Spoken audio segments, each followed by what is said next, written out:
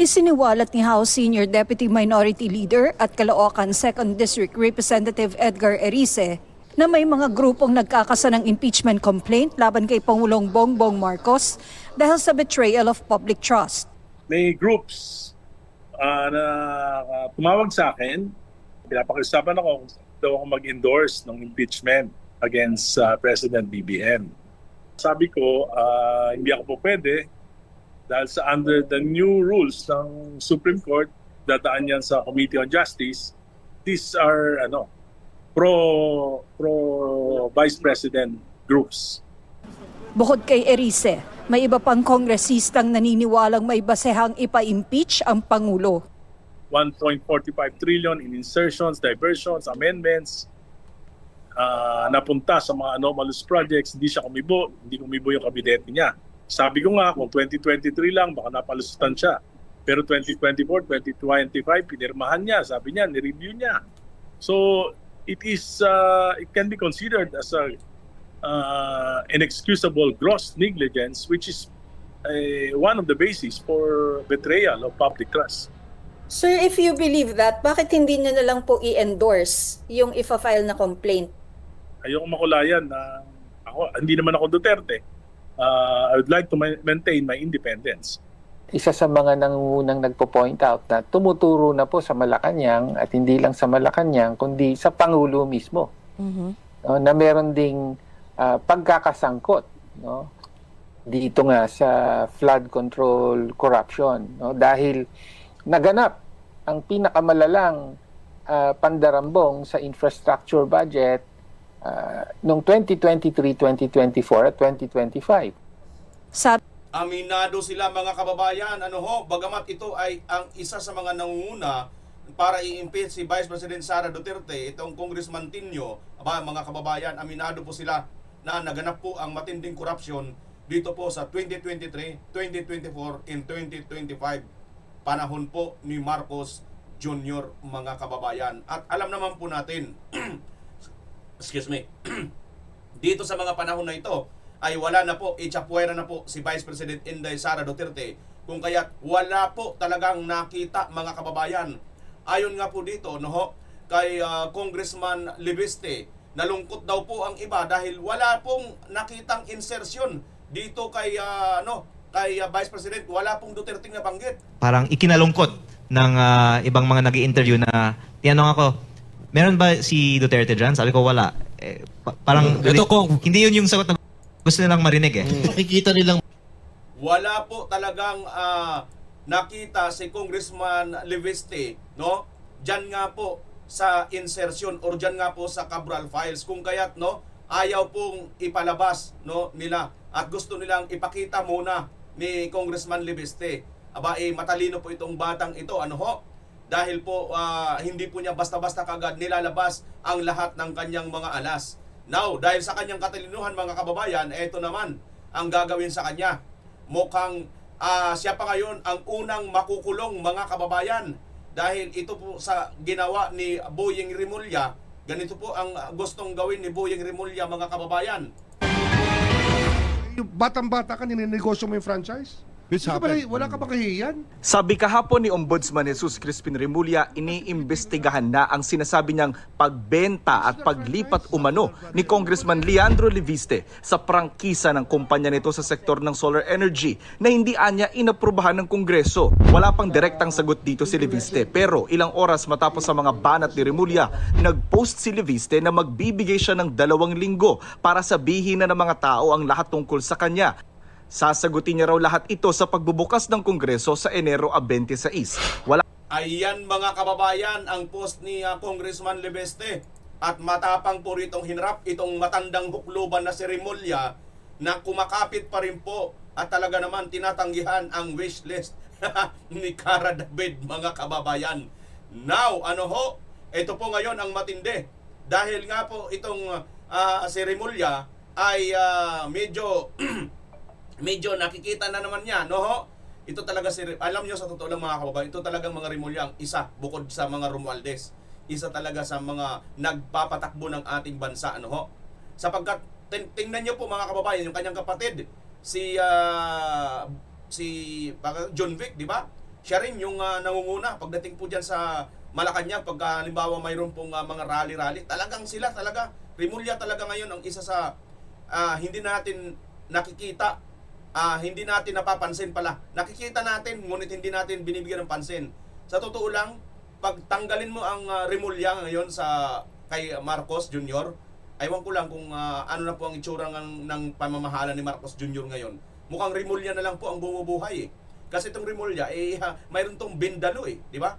Pagka halimbawa, yung batas matuwid, at nakikitang matuwid at medyo tatamaan sila, ibibabaloktutin nitong si Remulla. Ganyan po itong katalamak, itong mga Remulla, mga kababayan. So yan ngayon ang ating pag-uusapan. Ang balitaktakan na ito, si BBM ay mukhang ilalaglag na po nitong kanya mga kakampi at mayroon na pong nakaumang na impeachment sa kanya mga kababayan. Kaya abang-abangan po natin yan at nalungkot nga po sila sapagkat wala po ang Cabral Files at dahil po dyan sa mga sinisiwalat nito ni Congressman Libiste ay siya pa ngayon ang mukhang unang makukulong dahil dito sa mga ginagawa ni Remulla. At tingnan natin mga kababayan kung sino po ang unang makukulong at sino po ang unang mai-impeach dahil mukhang ito na po ay panahon na ng baliktaran at posisyonan na po talaga mga kababayan. Hindi na po natin maano yan. At ito naman pong si Lacson, grabe na naman po mga kababayan ang kanya pong mga mga banat dito kay Super Ate, ayon sa kanya, ang aligasyon daw na bawal banggitin itong Rosy Romualdez, sa kanya naman pong itinanggi. Mukhang, sabi nga ni Super Ate, gigil yarn, gigil na gigil, baka makipagsabunutan pa daw. Itong si Lacson. Yan po ang mga pang-asar na banat ni Senadora Amy Marcos dito kay Senator Lacson mga kababayan. Na si Lacson naman, instead na makipagdaldalan, makipagsabayan ng daldalan sa social media at sa mainstream media, hindi na lang niya, formal na muli niyang umpisahan ang naudlot, ang pinatigil niyang Blue Ribbon hearing. Diba? Ituloy mo yan, Lacson, dahil yung ICI ay ICU na po. Emergency, wala na po yun. Wala na po, hindi mo na po kayang yan, nasa stage 4 na po yung kung sa cancer pa. Kasi wala naman po talagang nangyayari doon. Yan po lahat ang ating pag-uusapan mga kababayan. Medyo mahaba-haba na ang ating intro. Dadagdagan ko pa ng pagpapasalamat sa lahat ng walang sawang sumusubaybay at nagsishare, nagla-like ng ating mga video. At ngayon, sa mga bago pa lang nakabisita, maraming salamat sa inyo. Pakikisuyo, pakilike, pakishare, at pakisubscribe na rin. At bandang dulo ng ating video mga kababayan, mayroon po tayong kunting pasorpresa. Kaya kung gusto nyo pong malaman kung ano po ang pasorpresang konti, huwag nyo pong i-skip itong video ito at panoorin nyo po hanggang dulo. Maraming salamat at tinitiyak ko po sa inyo, hindi po mababawasan ang inyong mga bulsa, wala pong bayad ang pagla-like, pag-share at pag-subscribe sa ating channel. Thank you very much mga kababayan. Ito na po, ituloy na lang po muna natin itong patungkol nga po dito sa impeachment na magaganap dito kay Marcos Jr. Dahil nga po siya ay talaga naman mukhang nagkakaisa na po. At may good news tayo dito kay Tatay Digong bandang dulo pa rin po mga kababayan. Abangan lang po ninyo kung ano po ang itong ginawa ni Tatay Digong na napaka-good news. Sabi naman ng ilang leader ng mayorya at minorya sa Kamara, dapat nakabase sa ebidensya ang anumang impeachment complaint na ihahain. Idiniin ni House Deputy Speaker at La Union 1st District Representative Paulo Ortega na mekanismo sa konstitusyon ng impeachment at hindi political weapon. At gaya ng ibang opisyal, bibigyan din ng due process ang Pangulo. It should be based. Ayan na mga kababayan, medyo unti-unti na sila ngayon. Unti-unti na sila. Alam na po nila, Alam na po nila kung gaano po kataas ang kapangyarihan ng mga Duterte na kaya pong magpanalo ng Duterte. At nakita na po nila yan. Yung mga absentee voters, lalo na OFW at mainstream media, social media, lahat yan, mga reporters, mga anchors, at ang pinaka-importante, men and women in uniform. Ang ibinuto po ay ang Duterte at ang Duterte Youth Party List. Ibig sabihin lang nito kabayan, tahimik po yung tahimik na komunidad ng mga voters. At itong mga tahimik na ito yung mga mahahalaga men and women in uniform at ang mga media ay pumapabor po sa mga Duterte. At OFW, tandaan po natin, every OFW doon sa ibang bansa, may Pilipino pong kamag-anak, pamilya na nandito, nabubuto po para sa mga Duterte. Kaya napakalaki po ng chance ng mga Duterte. Ngayon, pumuporma na po sila. Pumuporma na po, tingnan nyo mga kababayan, medyo malambot na po ngayon ha, itong mga ito. Laglagan time na kasi mga kababayan, kasi limdak na si Marcos Jr. Ibig sabihin, wala na pong bearing, wala na pong kwenta para mag-support ka pa kayo dito kay Marcos Jr. Dahil pagka ikaw po ay sinuportahan ni Marcos Jr. sa 2028 election, ang tawag dyan ay case of death na po yan. Halik ni Judas na po yan mga kababayan. Lalaglag na po, ka na po dyan. Based on solid grounds. We're talking about culpable violation of the Constitution. It is not mere rhetoric. It should not also be made like a clickbait or propaganda for to create political noise. Titingnan natin kung saan tayo dadali ng ebidensya at ganoon din, kung magdedesisyon yung mga civil society organizations, we will work closely with them. Sabi naman ni Palas, Yan mga kababayan ha, itong si Tabi, Sardenya, alam naman po natin na umangal na ito kay BBM. Dito nga po sa ginawang pagbomba doon sa kanilang mga kasamahan na napatay nga ang MPA dyan at nahuli nga yung isang si Chantal, di ba? Umangal na sila dito na siya namang tinanggi ni pangalan nito, Hontiveros. Kaya mga kababayan, mayroon na pong leak, may tagas na po yung gripo ng ugnayan ng Marcos Jr. at dito po sa mga makakaliwang grupo. Meaning to say, kabayan, itong mga makakaliwang grupo ay mayroon na po silang sama ng loob dito kay Marcos Jr. na before talagang sama-sama sila noon. Ano ho? At ito na ngayon ay mayroon ng lumulutang na impeachment at sa kampo na nila si Tinio, yung mga kababayan ay malamang sa malamang idadamay na nila ngayon si BBM para sa impeachment at makikiisa na po yan para i-impeach. Hindi na lang po Sara Duterte ang isisigaw niyan mamaya, ay pati na po BBM, ipapa-impeach na po niyan talaga nila mga kababayan. Dahil nga po, ang kanilang poon si Romualdez ay wala na po mga kababayan. Now, ito, yung mga kakampi naman ni BBM supposed to be, kakampi rin ni Romualdez, ayan, sila, yung mga batang mga young guns, di ba? Yung mga young guns na congressman, nagsalita na rin, medyo malamya na. Kasi nga po ang kanilang poon na si Romualdez, wala na po mga kababayan. Yan po ang sitwasyon ngayon. Kaya itong si BBM, ay prone na po talaga sa impeachment. At konting kalabit na lang nito, ang sinasabi nila kailangan ng culpable violation. Ano pa bang hinahanap mong culpable violation? Ito nga lang na pagsasawalat mismo ng kanyang ate na ito ay drug addict eh. 'Di ba? Isa na 'yan, 'di ba? Ano na 'yan? Public trust. May problema na tayo sa kanyang pagtitiwala sa kanya. Kasi paano tayo magtitiwala kung itong ating presidente at nagmamando at nagdidikta sa ating bansa, wala pala sa tamang katinuan. Di ba mga kababayan? So yan po. At ito pala mga kababayan, nakalimutan ko kanina ibigay sa inyo sideline. May isa na naman pong general, mga kababayan, ang bumaliktad na. Marine General, mga kababayan. Naku, ito pa pala. Nakalimutan ko sa inyo kanina sabihin sa headline natin. Marine General, mga kababayan, abangan po ninyo ha. Mayroon din pong sinabi about dito kay Marcos Jr. Nako, sabi ko nga sa inyo, yung Colonel Odi Mungaw effect. Ito na po nangyayari ng mga kababayan. Nagdo-domino effect na po ang lahat. At dahil dyan mga kababayan, tingnan nyo po ha, pagkatapos nito, wala na po, no? Maaari ng si BBM ay pagkaisahan na po nitong supposed to be mga kakampi niya dati. Kaya lang itong mga kakampi niya dati ay mga kakampi po ito ni Romualdez. Now, dahil nga po si Romualdez ay nilalaglag na nila, kaya ito nga yung mga kakampi niya ay ilalaglag na rin si BBM, mga kababayan. Ganun talaga eh. 'Di ba? Pagkakailangan na po kailangan na pong kanya-kanya na pong kanya-kanya na po ritong kanya-kanya ng hila buntot eh. Buntot mo, hila mo. Buntot ko, hila ko. Ganyan na po ngayon ang sitwasyon nila, mga kababayan. Dahil tingnan nyo po kung pupunta naman po tayo kay Vice President Inday Sara Duterte, ito naman po ang sabi ni Congressman Leviste. Parang ikinalungkot ng ibang mga nag-i-interview na tinanong ako, meron ba si Duterte dyan? Sabi ko wala. parang hindi yun yung sagot na gusto nilang marinig eh. Makikita nilang may leaning dito sa kabila, matitindi. Talagang binakbakbakan nila ng tanong, naakala naman nila, kaya nila. Nakita natin yung interview ni Kong, talagang wala silang nakuha. Meron isang interview si Kong na parang pinalalabas na Duterte aligned siya or Duterte supporter siya. Sabi DDS daw siya.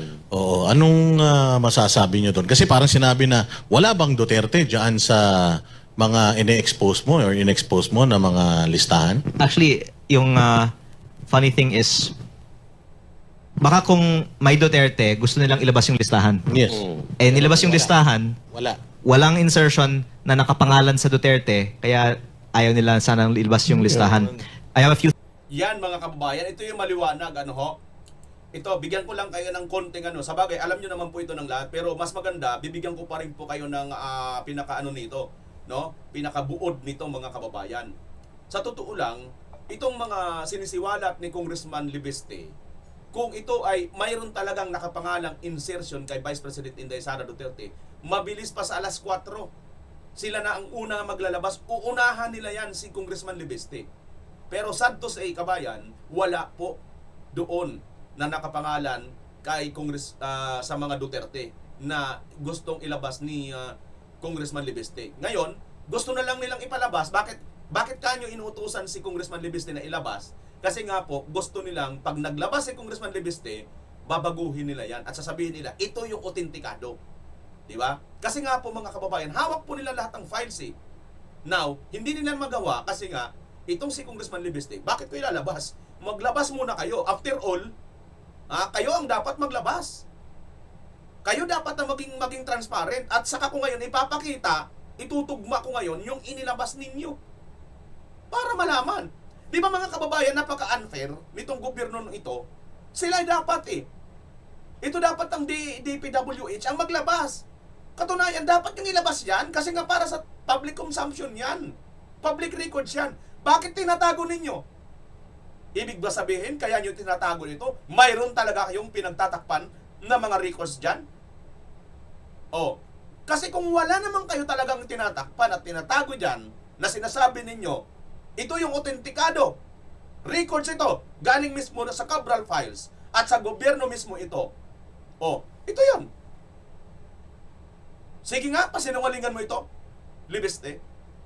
Bakit hindi nyo magawa? Di ba mga kababayan? Bakit hindi magawa ito ng mga DPWH at ng gobyerno? Bakit kailangan muna nila ipalabas yung kay Libeste? Kasi pag inilabas yung kay Libeste, saka sila maglalabas ng kanila ng edited na. Mga kababayan, hindi naman po tayo pinanganak kahapon Di ba?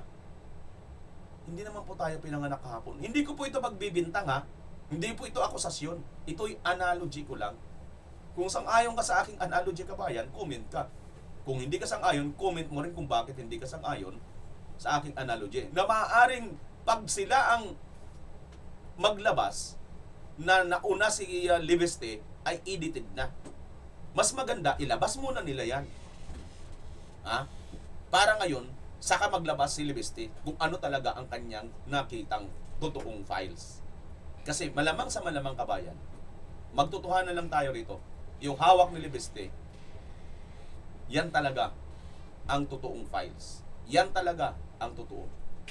At gusto po nilang gawin itong kasinungalingan sa pamamagitan ng pag naglabas, na unang naglabas si Libeste, saka sila ngayon maglalabas ng edited nila. Opinion, analysis, analogy ko lang po yan, mga kababayan. Kung totoo yan, kung hindi yan totoo, wala na ako doon. Ang sa akin lang, yan yung analogy ko sa pangyayaring ito. Two things to add. Number one, sa 2025 budget per district summary ng DPWH mismo, nandun yung allocable per district. 4 na distrito sa bansa ay 0 ang allocable budget. 2 sa Davao City, 1 sa Davao del Norte, at 1 sa Zamboanga City. Sino ba yung mga nandun? Kasi Congressman Puro Davao Pulong, Ungab, Bebot Alvarez, at Kimer Olaso, if I'm not mistaken. At dapat lang ikumpirma ng DPWH, totoo ba ito o hindi. Yan. Kasi factual naman yan eh. Yes. Pangalawa, sa list of proponents ng insertions nandyan din po. At kaya parang ikinalungkot ng ibang mga nag-i-interview na tinanong ako, meron ba si Duterte dyan? Sabi ko, wala. Parang Ito, Kong. hindi yun yung sagot na gusto nilang marinig eh. Pwede mong sagutin o kung ayaw mo sagutin, okay lang. Pero dediretsuhin ko na. Andyan ba sa listahan si Congressman Romualdez? Halos buong 19th Congress Nako. ay nandun. Yeah. Pero Sino lang wala? si Congressman Pulong, nasa 19th Congress, wala siya doon. Yun. At yung allocable niya, zero. Sa 2025. Ito pa mga zero na Kong. Ito, So process of elimination. Oh. Pag hindi niya nabanggit, nandun. Kaya, Sinasabi ko lang naman yung nakalagay sa listahan eh. Baka dahil dito, dapat maglagay na lang sila ng project sa kanila para masabi nila meron. Pero sa 2025 talagang wala. Pero kung ang nanay mo nandoon ba sa Halos lahat na-report naman na ng bilyonaryo. Sa buong bansa, 4 lang ang district congressman na wala. ito ngayon titingnan natin. Kung magtutugma ngayon, yung hawak nila na dokumento, tsaka dun sa hawak mo. ngayon Kaya eagerly awaiting tayo ano yung officials na sagot. Kasi imposible na makaiwas sila sa tanong na yan. Yes or no lang eh, factual. Yes. At hindi lang ako may kopya nito. Pati PCIJ na Meron na rin. hindi naman DDS ang PCIJ, di ba? Inilabas ng PCIJ ito. Yes. Alam na to ng very critical pa nga DPWH. yan. Galing nga sa kanila eh. At hindi lang ako yung So nagsabi. bakit di pa nila PCIJ. ilabas? I-verify pa ata. Actually, i-authenticate pa ata. Sincerely, naawa ko kay Secretary Vince Dizon. Kasi Huwag ka maawa dun, sir. naiipit siya. Bakit siya nagpapaipit? Hindi naman siya pwede magsinungaling. Kaya kung napansin nyo, mula nung namatay si Yumaong Yusek Cabral, hindi na siya nagpa-presscon. Yes. Tsaka napapansin ko kung parang yung usapan, pagka papunta na doon, idinadivert niya eh. Medyo, para makaiwas lang ba? Pero, So again, kung maawa naman tayo sa kanya. Parang ikinalungkot ng Yan, mga kababayan. Yan po ang ating sinasabi. Kaya kumbaga, alam nyo, dito talaga nagpapakita yung babalik lang tayo doon sa sinasabi ni Boying Rimulya na bindalo, no? Dito na tayo eh, matuwid na eh. Tuwid na yung daan na tinatahak nitong batang Leviste.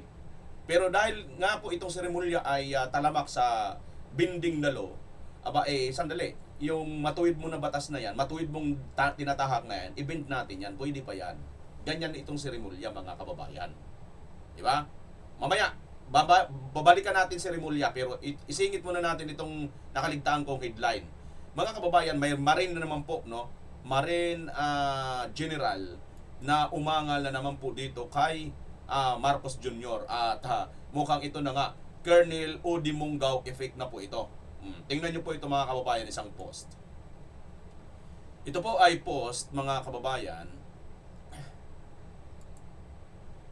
Ito, panoorin natin. Tingnan natin. Very well said, sabi dito ng post. Dapat maging handa at bukal sa loob ni Pangulong Marcos na ialay ang sukdulang sakripisyo. Nabigyan na siya ng pagkakataong pamunuan ang bansa. Ngunit bigo siyang gampanan ito. Panahon na upang ipakita niya ang tunay na pagmamahal sa bayan. President Marcos should be willing and ready to render the ultimate sacrifice. He had his chance to lead the nation, but the miserably failed. It is now time to show his love of country. Retired Marine Major General Edgardo Arevalo. Yan po, mga kababayan, ay si retired Major General Edgardo Arevalo. Marine, mga kababayan, Major General. Grabe, Ito, naalala ko lang si Sergeant Gutesa, no? Kumusta na kaya Sergeant Gutesa? Sana magkaroon ulit ng Blue Ribbon hearing itong si Lacson. Speaking of Lacson, mayroon tayo kay Lacson, ha? Wait lang tayo, mga kababayan. Ngayon, ito na naman, bagamat retired na ito, mga kababayan, ito lang po ang nagpapatunay na ito pong mga kasundaluhan natin ay hindi na po masaya. dito kay Marcos Jr. Mangilan-ngilan nga lang po ang nagpibigay at nagpapakita ng support at ang bukal po na lumalantad. At karamihan po mga retired. Kasi nga po pagka ikaw ay official active, ay matutulad ka talaga kay Colonel Udi Munggaw na mawawala, masasayang po lahat ng iyong pinagsakripisyo sa bayan. Ito po kasi mga retired, wala na po sila, considered as in a private citizen na po. Bagamat mayroon pa rin po silang konting pananagutan sa kanilang mga ginagawang action ngayon, hindi na po kasing bigat nang ikaw ay active pa. So, kudos po talaga dito kay Colonel Udi Munggaw. Kasi sa kabila ng alam niyang matindi po ang kanyang kakaharapin, ang una na nga, mawawalan na po siya ng benefits. At posible pa pong mayroon pang ikakaharapin siyang kaso, ay hindi niya po ito inalintana. Pero gayon pa man, pasalamat pa rin po tayo na ito pong mga ginagagalang pong mga retired mga generals ay patuloy pong ginagabayan tayo na mga ordinaryong mamamayang Pilipino. Kaya saludo pa rin po kami sa mga men and women na nandyan lang po, hindi man makalantad, ngunit nagsasalita po sa pamamagitan ng kanilang mga ballpen sa eleksyon, mga kababayan. Now, ito pong mga retired na mga men and women natin na bukal na pong sumusuporta, salamat din po sa inyo, mga kababayan. Pero gayon pa man, isa na po yan sa makikita natin na may mga culpable na pong reason para si Marcos Jr. ay i-impeach, mga kababayan. Dahil nga po ayan nga po, binigyan siya ng chance ngunit binigo niya po ang taong bayan. Binudol lang po niya. Di ba? So, tuloy po tayo mga kababayan. Punta na po tayo dito kay dahil dyan, sa daldal nitong si Congressman Libiste, ay babanatan siya ngayon. Ay imbestigahan siya. Iimbestigahan na po ang franchise violations ng energy firm na ang founder ay si Batangas 1st District Representative Leandro Lian Leviste. Noong nakaraang Hunyo, nagbigay si Leviste ng Ito mga kababayan, ito yung isang news dito. Ituloy na lang natin ito. Pagbubukas ng Kongreso sa Enero 26, wala pa ring tugon ng House Committee on Legislative Franchises kaugnay sa pahayag ni Remulla. Tinanong ng GMA Integrated News ang MGen o Meralco Power Gen Corporation ang kumpanyang pinagbentahan ni Leviste ng kanyang shares sa SPNEC o Solar Philippines New Energy Corporation na itinatag ni Leviste. Sabi ng MGen, magkaibang kumpanya ang binili nilang SPNEC at ang kumpanya ni Leviste na nakakuha sa Kongreso ng 25-year franchise, ang Solar para sa Bayan Corporation. Kaya sabi ng MGen, hindi sila nakikinabang at hindi nakadepende sa prangkisa na nakuha ni Leviste sa solar energy. Magkaibang kumpanya po ito. Ang MGen po ay hindi kumuha or nagmamay-ari ng kahit anumang karapatan, pribileyo or interest na may kaugnay sa prangkisa ng solar para sa bayan. Bukod dito, ang mga negosyo at operasyon ng SPNEC ay hindi nakasalalay sa nasabing prangkisa. Sabi ng MGen, 22.25 billion pesos na halaga ng shares ang binenta ni Leviste sa MGen Renewables, ang renewable energy subsidiary ng MGen. Hinati-hati ang bayad at transaksyon nito mula dulo ng 2023 hanggang simula ng 2025, bagay na makikita sa disclosures ng SPNEC sa PSE o Philippine Stock Exchange. Naglabas din sila ng hiwalay na pahayag para linawing wala silang biniling shares sa Solar para sa Bayan Corporation na siyang nakakuha ng prangkisa sa Kongreso. Sa SPNEC lang daw sila namuhunan at ang pagbili nila ng shares dito ay wala naman daw nilabag na batas o regulasyon, lalo't sinuri at inaprubahan naman daw ito ng Philippine Stock Exchange at Security and Exchange Commission. Nauna nang inanunsyo ng Solar Philippines na isa pang kumpanya ni Leviste na dahil sa mga ibinentang shares ng kongresista, hawak na ng Meralco ang higit 57% ng SPNEC habang 18% na lang ang common shares ni Leviste sa kumpanya. Para sa GMA Integrated Yan mga kababayan, kita nyo?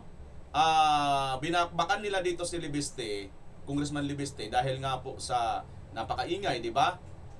Binakbakan nila ngayon. Itong si Remulla, alam nyo naman ito si Bindalo, Remulla mga kababayan, na kumakapit pa doon sa wish ni Cara David.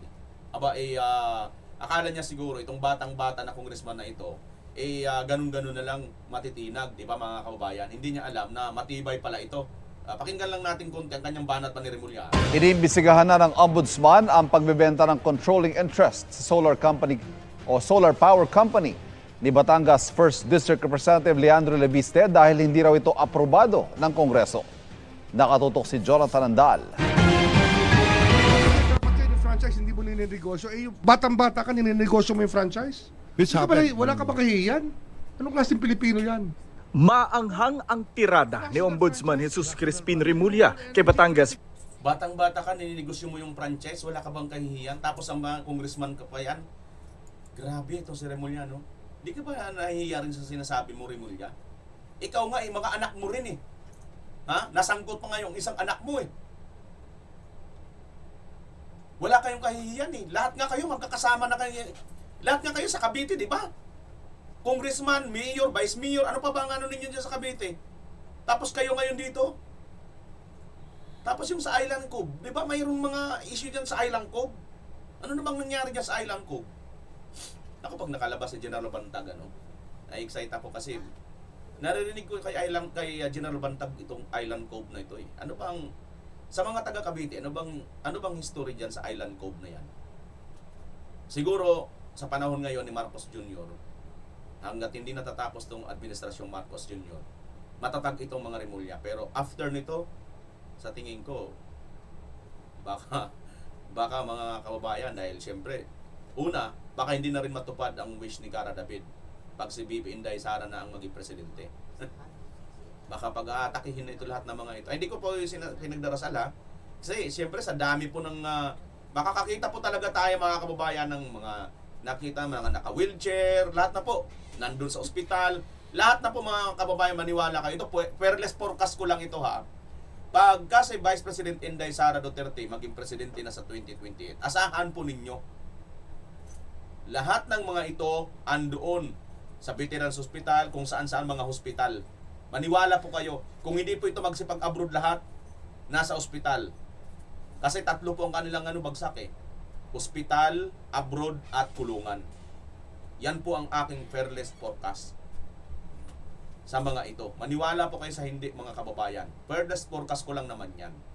Kina mo, kung makabanat siya dito, batang-bata. Akala niya, minamaliit nila itong si Leviste, mga kababayan. Katulad itong si Lacson, no? Nangmamaliit ito kay Congressman na Miao Barsaga. Mamaya, kay Lacson meron din tayo dyan. No? Kita nyo naman, kitang-kita mga kababayan. Itong ginagawa ngayon ni Remulla, parang nandun pa rin sa DOJ, no? Ngayon ka lang nakakita ng ombudsman na mayat maya 3-10 kung humarap sa media. Diba? Na hindi naman po ito ginagawa sa history. Kaya alam nyo, ang may iwan ng legacy nitong Marcos administration, yung mga first time sa history na nangyari. First time na mayroong nagbenta ng gold reserve ng Pilipinas sa presidente, Marcos Jr. First time yan. First time na mayroong ombudsman na bida-bida. First time na mayroong Department of Justice Secretary na talaga naman mayat-maya 3-10 sa mainstream media. Di ba? First time na mayroong presidenteng naging spokesperson. First time na mayroong presidenteng siya ang nanguna sa Department of Agriculture, pero siya rin ang first time na siya na nga ang secretary ng Department of Agriculture, naging ginto ang presyo ng mga bilihin ng agri products, lalo ng sibuyas. Daming record ni Marcos Jr. ano? At first time in the history na tinalbugan niya ang kanyang tatay sa pagnarakaw, pandarambong. Ito nga ang 2025 most corrupt budget of all time. Ang akala ni Remulla dito kay Leviste, bata, kaya minamaliit niya. At ngayon, sasabihin niya ngayon, wala naman yan di ba? Nagbebentang ganito ka, parang nakakahiya talaga kung may portrait na nakakahiya. Hindi nila alam, ito sumagot na nga yung sumagot na itong mismong MJ. Ayan. Hindi naman daw pala yon yung tinutukoy ni Remulla, yung bininta ni Leviste. At dito pa lang, kitang-kita na kagad mga kababayan. Simplang na naman itong matandang hukluban na si Remulla na matindi ang kapit doon sa wish ni Cara David. So, yan mga kababayan, perles forecast ko lang naman yan, ha? Hindi ko naman po yan sinasabi at pinagdarasal. Masama po yun. Okay? At ito po mga kababayan, lipat na tayo dito naman kay Lacson. So, itong seremolya, nakikita natin, wait lang mga kababayan, ha? Bago natin punta kay Lacson. Itong seremolya, mga kababayan, dahil hindi po nila kaya itong si Libiste, no? Doon sa mga sinisiwalat, hindi po nila mabutasan. Naghanap po talaga ito ng butas. Ngayon, ang siste, dahil doon sa butas na hinahanap nila, simplang pa rin sila. So wala po mga kababayan. Wala po mangyayari. Kaya nako, alam nyo, kung napanood nyo lang yung video tungkol dito kay Remulla noon, iikot talagang tumbong nyo mga kababayan. Iikot talagang tumbong nyo. Talagang manggigigil talaga kayo. Kaya lang, basta, saka na lang, i-reveal natin yan balang araw mga kababayan. Tingnan nyo yan, no? Itong video na to, sa Tatay Digong kasama ko. Maririnig niyo lang yung audio niyan. Wala pang nakakarinig niyan mga kababayan, audio na yan. Kung anong pinag-uusapan namin ni Tatay Digong. Mayroon mangilan-ngilan pa lang. Hindi pala, sorry pala sa wala. Mayroon pala pero mangilan-ngilan pa lang mga kababayan. Ay nako. Ito. So ngayon, itong si Remulla ay simplang dito sa batang-batang congressman. Hindi niya alam na bukod sa matalino na, bago gumawa ng aksyon, ano na yan, akala niya siguro sisimplang dito itong Remulla, itong batang Libiste. At ang malupit pa dito, andyan yung nanay nito. Alam nyo naman po si Ligarda Libiste, si Senator Loren. Alam nyo naman kung gaano rin katindi yun. Dagaling din ABS-CBN yun. Alam nyo na mga kababayan ang record din noon. Gaano rin makipaglaban noon. Ayan mga kababayan. So, makbaka nito. Tingnan lang natin kung kakayanin ba niya itong Libiste. Mga kababayan. So, punta na tayo rito naman kay Lacson naman. Pinalagan ni Senador Ping Lacson ang mga pahayag ni Senadora Amy Marcos. Tulad ng pagkakaroon pa rin umano ng pork barrel sa 2026 budget at pagbabawal umano sa mga senador na questionin ang ilang matataas na opisyal sa mga pagdinig ng Senate Blue Ribbon Committee kaugnay sa mga questionableng flood control project. Balitang hatid ni Mav Gonzalez. Kung ano na sinasabi niya parang ba gusto niya maging counterpart. Ayaw namin magkaroon ng miyaw-miyaw sa Senate, pero parang... Ayan no mga kababayan, yung banat niya rito, ayaw namin magkaroon ng miyaw-miyaw sa Senate. Sino ba yung miyaw-miyaw mga kababayan? Sino pa, di ba pangalan nito? Si Kong Miyaw Barzaga. Di ba nagkainitan din sila dati? Ulitin nyo lang mga kababayan. At sino daw ngayon ang sinasabi niyang miyaw-miyaw? Ito naman daw si Senadora Amy Marcos. Tuloy lang natin mga kababayan. Bigyan ko kayo ng reaction dito sa bandang dulo ng video ito. Mav Gonzalez. Kung ano na sinasabi niya parang ba gusto niya maging counterpart. Ayaw namin magkaroon ng miyaw-miyaw sa Senate, pero parang mayroong gusto mag-apply. Bumuelta si Senate President Pro Tempore Ping Lacson sa pahayag ni Senadora Amy Marcos na pinagbabawalan umano silang banggitin ang matataas na opisyal sa mga pagdinig ng Senate Blue Ribbon Committee na pinamumunuan ni Lacson. Sabi ni Marcos, pinuputol daw ang oras nila kapag mababanggit sina dating House Speaker Martin Romualdez at mas matataas na opisyal sa ehekutibo. Unfair sa amin yun. Napaka-irresponsible, baseless at saka untruthful. Hindi nyo lang pinuputol, Senator Lacson. Ayaw nyo pang magtanong. Diba? Itong si Sergeant Gutesa, nung nagsalita dyan noon, dire-diretso at wala man lang nagtanong sa inyo at ang tanong mo pa, hindi pa yung mga sinasabi ni Gutesa. Diba? Pagkatapos ni Gutesa, saka kayo nagdadaldal din. Hindi pala, ikayo palang miyaw-miyaw.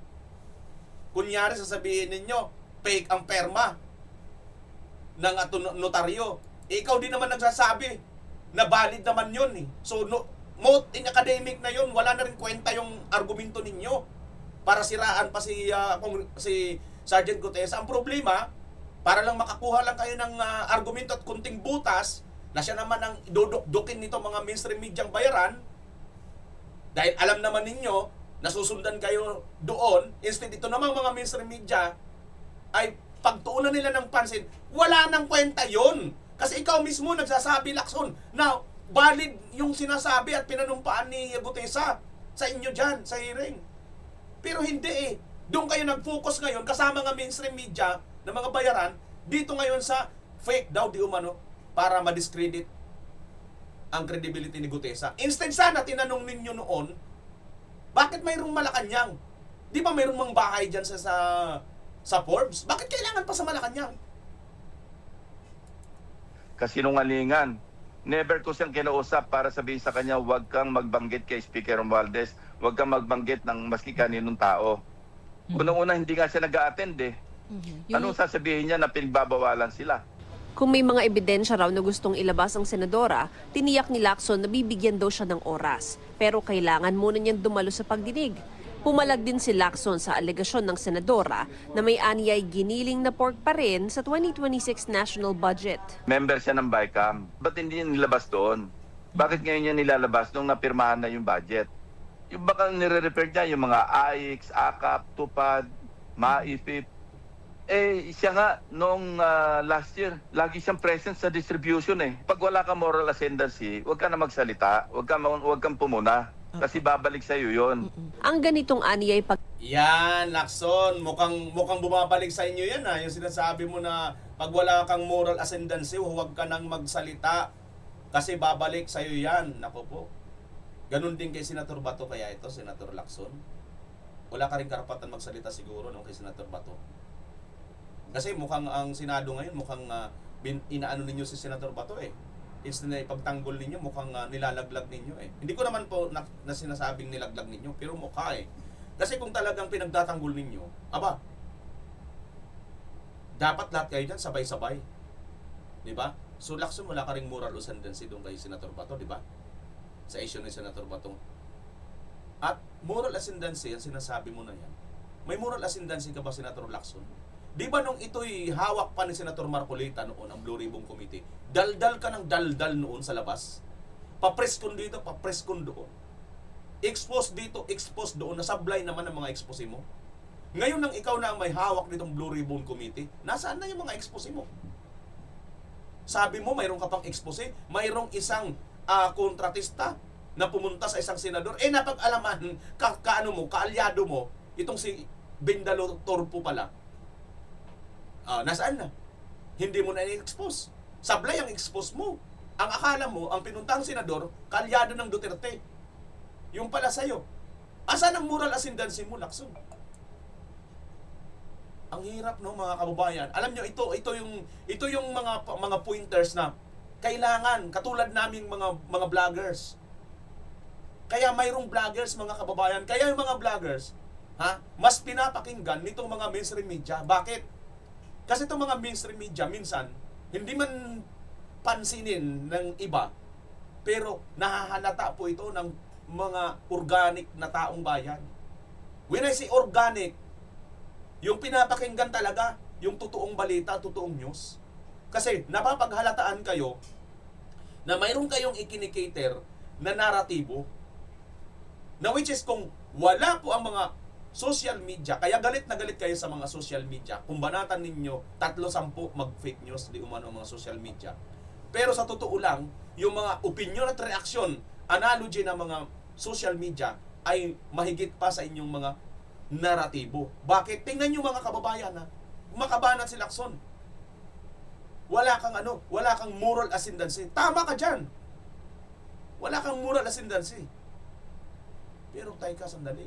Di baga, asan din ang moral ascendancy mo nung ikaw pa ay hindi ka naman membro habang naghihiring ng Blue Ribbon Committee si Senator Marcolita. Daldal ka ng daldal, dakdak ka ng dakdak, expose ka ng expose. Pero nang nakuha mo na ito ngayon na Blue Ribbon Hearing Committee, Anong ginawa mo? Pansin ng taong bayan, kung hindi mo man pinatatahimik, binabaliwala mo lahat. At yung papunta na sana doon sa direksyon ng investigasyon, ikaw naman papalihis ka. Iniiwas mong lahat. Huwag ka nang lakson, huwag ka nang mga tuwiran pa kasi napapansin at halata ng taong bayan. Iniba mong direksyon. Ngayon, sasabihin mo, hindi ko iniba ang direksyon. Well, kung hindi mo iniba ang direksyon, di sige, ituloy mo ulit ang investigasyon ng Blue Ribbon. Bakit wala ng Blue Ribbon Committee ngayon? Ibig mo ba sabihin, mayroon nang naparusahan? Tapos na ba ang nangyaring korupsyon? Nakulong na ba lahat ang mga nabanggit dyan? Bakit piling-pili lang? Si Saldico nakasuhan. Si Gutesa nawawala. Pero yung mga sinabi ni Gutesa, sinabi ni Saldico, ginamit ninyo ngayon para kasuhan yung sila Diskaya. Nakulong nga si Diskaya. At ang iba pa. Pero, yung sinalita ni Gutesa, ni Saldico, marami dyan ang nandyan ngayon na sa posisyon pa. Bakit, Lacson, tumigil ka na sa Blue Ribbon Hearing Committee mo? Di ba dapat ituloy mo yan ngayon? Ano na? Ano yung ngayon yung official report mo? Tapos na ba? Taong bayan, comment na kayo. Tapos na ba? Wala na ba talaga? Ha? Yan, Lacson. Kaya ang hirap eh. Pag ikaw nagsasalita ng sasabihin mo moral ascendancy, babalik yan sa'yo yan eh. Eh sabi tuloy sa'yo ni Senator Gigil Yarn, medyo nakakatawa siya. Di niya alam na lahat yan ay wish list na binigay sa DPWH Central Office. Clueless ba siya na kaming mga oposisyon lahat FLR or for later released, kaya ni isa dyan ay walang naibigay, zero kaming lahat ni nila Bongo, Bato at Ruben. At malay ko ba sa alokables ng admin, sa aming dalawa, hindi ako ang abogada ng Malacanang. Parang masyadong gigil itong si Senator Ping Lacson sa akin. Baka makipagsabunutan. Sure akong talo ako dyan. Bakit naman talo ka? Di ba, pag babae sa babae ang labanan, Senator Aimee, lalaki ito si Senator Lacson eh. Di ba? Bakit tatalunin ka pag nakipagsabunutan?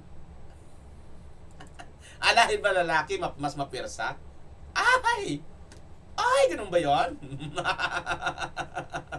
Wala po akong sinasabi mga kababayan ha. Nag-react lang po ako dito sa sinasabi ni Senator Aimee. Talo daw siya pag makipagsabunutan. Si Senator Pinky. Peng Lacson. Ganon. Liliwanagin nyo. Shadow kayo dyan eh. Yan mga kababayan. At ito mga kababayan, nababalita na po, no? So ayan, ang masasabi ko lang dito kay Senator Ping Lacson, Senator Ping, anong pitsa na? Baka naman, pwede mong pagalawin ang baso ng Blue Ribbon Committee. Comment nga kayo mga kababayan kung gusto niyo pa ba ang ituloy ang Blue Ribbon. Ako kasi gusto ko pa eh. Gusto ko pa, bakit? Kasi kung hindi na natin ito itutuloy kabayan, sino ang anuhin mo? ICI, nasa emergency na nga yun eh. Ano ibig sabihin ng emergency? ICU na siya. Critical na po yung ICU na po yun. Wala na po mga chairman, wala na po, nag-resign na lahat eh. Isa na lang yata natitira dyan eh. Yung chairman na lang yata eh. Mga commissioner, wala na eh. Wala na. Bakit wala na? Dahil, comment nyo ka kung alam niyo yung dahilan? Ano bang napala natin doon sa ICU na yun? Wala naman, di ba? So, kabayan, mas maganda ituloy po itong ICU, ICI. Hindi pala, Blue Ribbon Committee. So, ako para sa akin, ituloy pa rin yan. Andiyan pa naman sa Senator Marcolita, kahit si Lacson pa rin ang ayos lang yan. Kasi, pag tinigilan po natin itong mga kababayan, ang ibig lang sabihin nito, parang sang-ayon na tayo dito sa pinapalabas nila. Sang-ayon na tayo sa kanilang naratibo na okay na yan, nakulong na ang may sala at yan si Diskaya lang. Okay na kayo dyan? Okay na kayo dyan. Yan yun po ang mensahe nito ngayon pagka hindi tuloy ni Lacson itong Blue Ribbon Hearing Committee. Dahil dyan mga kababayan, ituloy po natin. Ito pong suporta kay Tatay Digong, mga po nababalita na po mga kababayan sa buong mundo.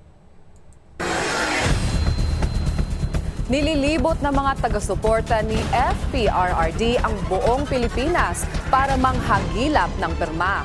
Yan daw ay para isumiti sa Korte Suprema at ipanawagan ang pagpapauwi sa dating Pangulo. Narito ang Agenda Weekend Report ni Ryan Riloban ng Abante. Maagang nagtipon-tipon ang mga taga-suporta ni dating Pangulong Rodrigo Duterte sa ilang bahagi ng lungsod ng Maynila kanina. Yan ay para isagawa ang tinawag nilang nationwide signature campaign caravan. Layo nito na mangalap ng pirma bilang apela sa pamahalaan para sa agarang pagpapauwi sa Pilipinas sa dating Pangulo mula sa The Hague, Netherlands. Umikot ang isang van sa piling pangunahing kalsada sa Maynila na may nakadikit na mga tarpaulin na may nakalagay na katagang "Tay, kami naman" at may kalakip na larawan ni dating President Duterte. Ayon kay Placido Pilosopo na mula sa May Isog Rally, December 5 nang simulan nila ang caravan dito sa Luzon kung saan target na makalikom ng 1 milyong pirma sa buong bansa.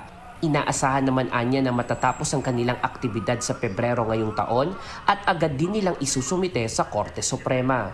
After po nito siguro we will support the filing of this signature campaign sa Korte Suprema at tignan pa ho natin kung ano pa ho yung nanaisin ng taong bayan para po kalampagin ang gobyerno sa pamamagitan ng Suprema na bahagi po ng ating bayan para po kalampagin ng ating gobyerno para po dinggin at bigyan na po ng resolution ang 4 na pending na GR numbers po.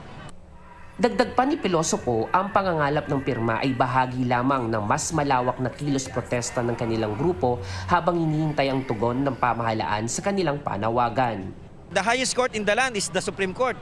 At sa palagay po natin, they're upholding the Constitution. At malinaw naman na sinasabi na illegal nga po yung pagpapadala.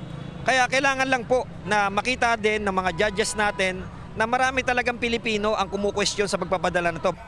Sa January 31 ay magkakasari ng mga Duterte supporter ng motorcade caravan sa EDSA ng alas 2 ng hapon. March 11 nang arestuhin ang dating Pangulo at dalhin sa The Hague, Netherlands dahil sa crimes against humanity charges sa madugong kampanya kontra droga. Kamakailan lang nagsumiti na ang prosecution sa ICC ng 1,300 pieces of evidence laban sa kampo ni dating Pangulong Duterte. Kabilang daw dito ang mga dokumentong maaaring mag-incriminate sa kanya kaugnay sa drug war killings. Sa ngayon, wala pang kumpirmadong schedule ng confirmation of charges hearing ng dating Pangulo habang nananatili ito sa kustodiya ng ICC. Para sa agenda... Ayan mga kababayan. So good job Brother Placido Pilosopo dito sa ginagawang signature campaign para sa Tay, kami naman mga kababayan. Ako po, isa po ako sa tawag dito talagang saksi na ito pong ginawa kay Tatay Digong ay illegal sapagkat wala pong ipinakitang tawag nito, yung tangible na warrant or warrant of arrest, black and white na yun naman po yung usual na ibinibigay. Iyon po ay soft copy lang, nasa cellphone lang po yung warrant of arrest na yan at illegal po yan. Una mga kababayan, hindi rin po dinala sa local judicial court authority.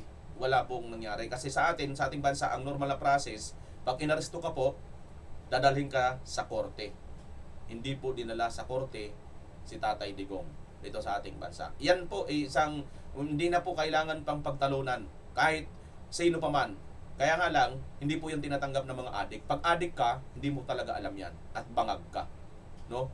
Kung hindi ka man bayaran, at wala ka lang talaga pakialam sa mundo, adik ka, no? Ganun lang po 'yan mga kababayan. Kasi alam mo naman po, kahit sino, kahit ikaw mismo, vice ka man or kahit sino sa atin dito, maaresto ka. Ikukulong ka na lang, ikukulong ka lang, sige nga, ikulong ka lang. Tapos hindi ka dumaan sa korte. Ano sasabihin mo? Sige nga, ano sasabihin mo? Di ba kailangan maghahanap ka ng korte? Di ba hindi? Tama hindi? Pag hindi ka naghanap ng korte, abnormal ka. Diretsahang salita yan, masakit sabihin mga kapatid, abnormal ka. O kaya bangag ka talaga. Kasi hindi mo na alam ang ginagawa eh. Pero, sa isang matinong pag-uusap, kailangan mo talaga dumaan sa korte. At yan ang hindi po ginawa Kasi nga po, ayon kay Senator Amy, adik, pangag itong Presidenteng Marcos. At napapansin nyo ba, kabayan, bakit parang tila walang sumusuporta sa atin ng mga oligarko sa mga rally. Hindi ka like dito sa dating nangyari dati, puro Jollibee, di ba? Yung mga rally noon para mapatalsik si Irap. Suportado kasi ng mga oligark. Ngayon wala pong support ang mga oligark. Bakit? Ito pa lang dahilan, mga kababayan. Maaaring isa ito sa dahilan kung bakit walang mga oligark na sumusuporta kay PRRD ngayon. Panoorin niyo po ito at sa mga rally. Saan yung hinahanap namin ng big fish? Oh, I'm giving you Ayala and Pangilinan. They are the big fishes. Tignan ninyo ang kontrata. How can the Ayala and the Pangilinan now compensate? Yung bill sa tubig, meron dyan enhancement. Ano yung enhancement? Water treatment facility. They were collecting that fee in 1957 until now. Sige pa rin kolekta, wala pa rin yung water treatment. We do not act, itong regulator, if they will not act to give the approval of the increase sa rates, we pay for the so many months that they don't earn. Kaya sabi ko nung nakita ko, sinabi ni Secretary of Finance, we owe them 7 billion. Sa negotiate, sabihin mo sa kanila, hindi ako babaya, ikukulong ko pa sila. Totoo, ikukulong ko talaga. Hindi ako matapang, pero pilitin ko na sarili ko magtapang-tapangan sa ginawa ko. Binaboy mo ang bayan. Right at the onset of the House probe on their water concession agreements, both Maynilad and Manila Water announced that government no longer has to pay for their arbitral win, amounting over 10 billion pesos, a victory awarded to them by a Singaporean court for the non-implementation of rate hikes in different cases. Sang-ayon po kami sa direktiba ng Presidente, sa kagustuhan ng Presidente, wag na ho naming habulin yung historical arbitral award sa amin. Hindi nyo na po ba sisingilin yung 7.4 billion na arbitral award sa inyo? Po sir, susunod po kami sa kagustuhan ng gobyerno at ng pamahalaan at ng Pangulo po. Ayan mga kababayan, teka lang, baka makapiright yun, puputulin natin yun mamaya. Ito, may video ditong ganito, sana wala itong music. Ito yun eh. Ito yan eh. Hanap namin ng big fish. Oh, I'm giving you Ayala and Pangilinan. They are the big fishes. Tignan ninyo ang kontrata. How can the Ayala and the Pangilinan now compensate? Yung bill sa tubig, meron dyan enhancement. Ano yung enhancement? Water treatment facility. They were collecting that fee in 1957 until now. Sige pa rin kolekta, wala pa rin yung water treatment. We do not act, itong regulator, if they will not act to give the approval of the increase sa rates, we pay for the so many months that they don't earn. Kaya sabi ko nung nakita ko, sinabi ni Secretary of Finance, we owe them 7 billion. Sabi ko, sa negotiate, sabihin mo sa kanila, hindi ako babaya, ikukulong ko pa sila. Right at the onset. Ayan mga kababayan, yan po yung isa sa dahilan na nakikita ko kung bakit wala pong mga oligark na sumusuporta kay Tatay Digong. Bakit? Kasi po si Tatay Digong, ipinagmalasakit niya po ang mga ordinaryong mahihirap na mamamayang Pilipino. Laban po dito sa mga oligark na nagpapasasa, naggagahasa ng pera ng bayan. Paano? Ayan po, 1957 pa, naniningil na po itong mga ito. Tungkol po dito sa tubig. At hindi naman po natin napapakinabangan, pero sinisingil po nila sa taong bayan. Nakita po ito ni Tatay Digong. Sabi niya, hindi ako magbabayad, ipapakulong ko pa kayo. Hindi ako matapang, pero magtatapang-tapangan ako. Yan po ngayon. Ito na po mga kababayan ang dahilan kung bakit, ang nakikita ko, kung bakit, pansinin natin, sa lahat ng mga rally, napaka-organic lang po natin. Tayo-tayo lang. Tayo-tayo lang po talaga. Dahil bakit? Tayo po ang ibinagmalasakit ni Tatay Digong. Mga kababayan. Sinsan ko yun emotion ako kasi Kasi isipin nyo, ito yung mga dapat na gawin ng isang leader eh. Sa totoo lang, ang leader na yan, hindi naman yan, oo, totoo, para sa lahat. Pero mostly, nilagay yan para sa mga mahihina. Kasi itong mga oligarko na ito, malalakas na ito eh. Diba? Malalakas na sila. Paano nangyari yung na tubig natin yan? Sa bansa natin, tayo may utang. Imagine, kung walang presidente na katulad ni Duterte na pinagmalasakit ang sambayan ng Pilipino at makiride on lang dito sa mga animal na mga oligarko After all, sabihin lang ng oligarko, 7 billion ang sinisingil namin, Mr. President. Sa'yo na yun yung 1 billion dyan. 6 billion kunin namin. Tatahimik na lang ang isang korap na leader. Di ba? Hindi. Pasakit na kayo. 1957 pa. Grabe mga kababayan. Ganito po nila pinagpasasaan. Kaya wala po tayong asinso eh. Nakatikim lang po tayo ng ginhawa, naramdaman lang po ng mga mahihirap, nating mga ordinaryong Pilipino, na may gobyerno po tayo, panahon ni Duterte. Eto na naman tayo, nagbabalik na naman tayo, dahil mayroon po tayong presidente ngayon, na bukod sa bangag, adik, wala pong alam, kundi magwaldas ng pera, at magnakaw. Dahil nga po sa adik, at lahing ng magnanakaw, kabing-kabi po dito sa mga oligarko. Madali lang po siyang Tingnan niyo mga kababayan. Sa kabila ng alam na po ng business sector ngayon na talagang tagilid na tayo sa pamumuno ng Marcos, wala po silang ginagawa eh. Unlike before, kairap, bilis lang nila kaagad mga kababayan, di ba? Kasi po, wala silang pakinaalam ng kairap. Yan po ang sitwasyon ng ating bansa. Kung hindi nyo po yan alam, dapat nyo pong malaman mga kababayan. Yan po ang ating reaction video mga kababayan. So, big fish ang nagawa ni Tatay Digong na hindi po nagagawa ni Marcos Jr. Pa, tiklop, po siya ngayon sa mga oligarko. Di ba? Ayan mga kababayan. So, ito na ang ating last part ng ating video. Magsha-shoutout po tayo dito sa atin pong mga masugid na mga supporters, viewers. Ito po sila. Ito po mga kababayan. Si Luisa Alvarez, shout out Lods, watching you from Caloocan. Ayan, maraming salamat sa iyo. Sabi naman ni Evelyn Balagon, shout out Sir BMR, watching from Macau. Ayan, shout out po sa inyo diyan sa Macau. Shishi. Brian Cullera, shout out Idol VMR, watching from Las Vegas, Nevada, USA. God bless us. Ganun din po sa inyo. Shout out po Sir Brian. Sabi naman ni Philly B, Philly Bia ba ito? Philly Ibia. Yan. More power to you, VMR, watching from Las Vegas. Ayan. Shoutout din po sa inyo, Ma'am Philly Ibia sa Las Vegas. Gets Wilson, always watching you, watching here in Milan, Italy.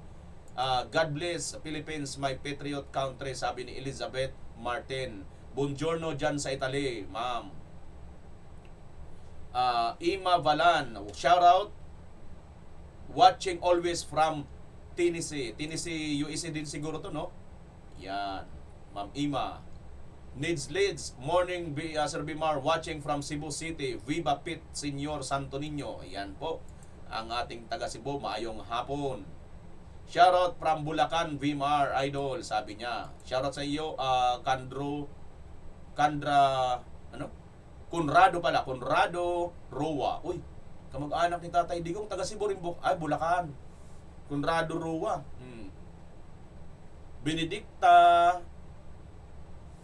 Benedicta Ang, thank you, always speaking up, sabi niya. Ate Charilo, yan, shoutout sa iyo Ate Charilo, ang talagang walang sawang sumusuporta sa atin mula noon hanggang ngayon. Israel Arcillo, shoutout po, VMR from Agusan del Sur, yan. Agusan del Sur, Trinto, saan ba yung Trinto? Shoutout BMR from Katarman, Samar. Uy, anakon mga igkasiwaray nun. Cristita Hirmano sa Katarman, Northern Samar. Maupay na ba natin mga kalsada dida? Mamirta Mujeres, shoutout from Samar. Nanonood ako. Uy, maupay nga kulop sa imo dida. Mamirta Mujeres, taga diin ka sa Samar. Shoutout Idol BMR. Sabi naman ni Julius Tanula. Taga saan kayo, Julius Tanula? Hello everyone here, sabi ni Merna Magno. Salute you, Colonel, here in Southern California, USA. Shoutout. Shoutout din sa iyo, Romeo Acosta. Rindon Juan, shout out po, watching from Auckland, New Zealand. VMR, paborito ko ang mga vlogs ni VMR, Bisdak Pilipinas, Badong Aratilis. Ayan, Brothers Traveler, sabi niya. Rindon Juan, thank you sa iyo, Sir Rondon. Shout out from Iran, BK Dominguez. Uy, shout out sa iyo, BK Dominguez sa Ireland. Wow, nasa Ireland naman. Layo na ng ating nararating, ano? Christina Anyunuevo, shoutout sa iyo. Taga saan po kayo? Ayan. Sakto gyud kaayo at Bishop. Ayan. Abit Oy, sabi ni Nids Lids. Shoutout po BMR. Cavite naman, sabi ni Lelebet Coronasyon. Tama ba? Watching, sabi ni Russian Licarte. God bless you, sir, sabi ni Larina Tikia. Shoutout BMR from Cantilan, Surigao del Sur. Uy, Solid Duterte forever, sabi ni June. Ayan mga kababayan. Sabi naman ni Maal Jose, God bless everyone. Ayan.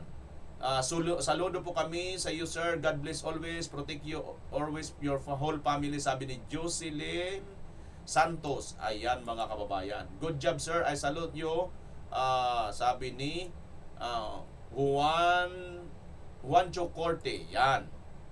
Sige mga kababayan, sa lahat po ng mga gustong magpa-shoutout, gusto pong mabanggit ang kanilang lugar kung taga saan po sila nanonood, maraming salamat sa inyo. Shoutout sa inyo lahat dyan. At comment nyo po dyan sa baba, shoutout BMR, at ilagay nyo po ang inyong lugar kung taga saan kayo. Maraming salamat, Pilipinas, as always. Bye-bye!